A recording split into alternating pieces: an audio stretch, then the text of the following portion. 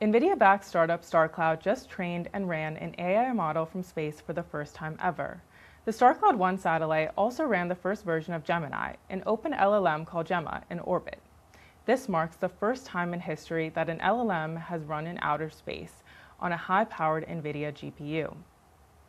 The move signals a new era for space-based data centers that could help alleviate Earth's growing energy crisis. The milestone is also putting a spotlight on tech giants' increasing focus on exploring space as the next major region for cloud computing. Joining me to talk about this is Philip Johnston, Starcloud's co-founder and CEO. Thanks for being here, Philip. Thanks so much for having me, Pierre. You and your team are navigating uncharted territory in some ways and are looking to build something that could change the fate of AI. So what's Starcloud working to accomplish in orbit that terrestrial data centers can't do? Yeah, so we've just put our first spacecraft in orbit. As you mentioned, it has this high-powered NVIDIA H100 chip. And what this can do is, in the short term, what we're aiming to do is provide inference and cloud compute services for other spacecraft. And the reason we need to be in orbit is to be closer to the data that they produce, so we don't have as much latency downlinking data. Over the medium to long term, we are aiming to move almost all compute to space, and the reason to do it in space is that we have access to almost unlimited low-cost energy. So how big is that energy advantage? And then also, how big is the cost advantage?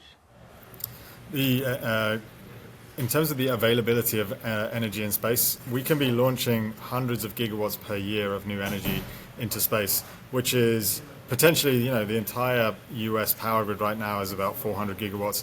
On a sort of 10 to 20 year time frame, we'll be in a position where we'll be launching the entire US power grid per year again on itself. So in terms of capacity, absolutely enormous. And that's really just the starting point. It can go up way further than that. In terms of the cost, we're expecting our all-in energy cost to be 10x lower. So definitely, well below 1 cent per kilowatt hour instead of, for a new energy project in North America, you can be looking at 5 to 10 cents per kilowatt hour. So yeah, about an order of magnitude cheaper as well, including the launch cost. Mm-hmm. And so scale is a big part of this, and your goal is to build a 5 gigawatt data center in orbit. That can't be done on Earth as easily. Yeah, currently it's pretty tricky to build a 5 gigawatt data center on Earth, mainly because you have to find a place where you can draw that amount of power. So you certainly can't draw that from the grid. So you'd be looking at building kind of 5 nuclear power stations right next to each other to power a project of that size. In space, we can build very, very large solar panels that can power this type of infrastructure. So let's go back about a month or so. It's November 2nd, and you're getting ready to launch Starcloud 1 into outer space, equipped with an NVIDIA's H100 chip. What was going through your mind at that moment?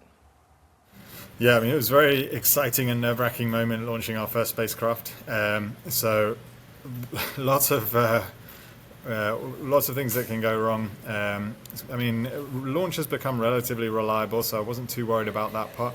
But for a first spacecraft, you often see, I think it's 50% of first spacecrafts for startups never even make contact after they've launched with a ground station. And so the first time we got contact with the ground station was a huge moment of relief.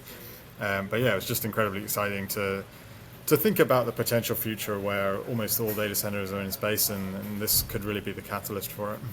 And it's a historic feat to train an AI model in space. What do Gemma's first words tell us about inference in orbit? Yeah, so on the training part, we trained a model of, one of the founders of OpenAI is a guy called Andre Karpathy, and he released this nano GPT model, and we did that to prove that we can do more high-powered, longer-term training workloads in space.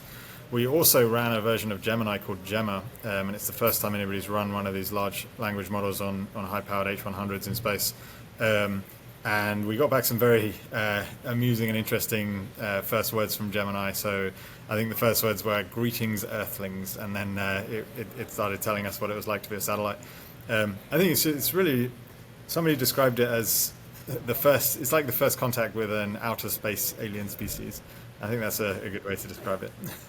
Yeah, and so at the same time, I want to ask you, there's been plenty of pushback online about space-based data centers, particularly about the viability of them in a harsh radiation environment, the consequences of debris in space. That's also known as the Kessler syndrome. How do you think about these risks?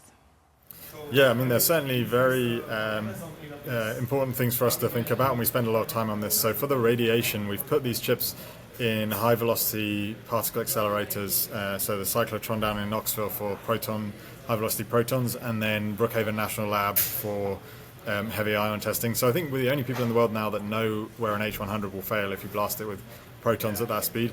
And what that does is it informs our choice of shielding in order to make sure that when we operate these chips in space, they won't die. In terms of orbital debris, so for the first few satellites, we're flying relatively low, and you have sort of low levels of drag from the upper atmosphere. And that means if we were to, for example, have a problem with one of our thrusters, within a relatively short period of time, the satellite would deorbit naturally.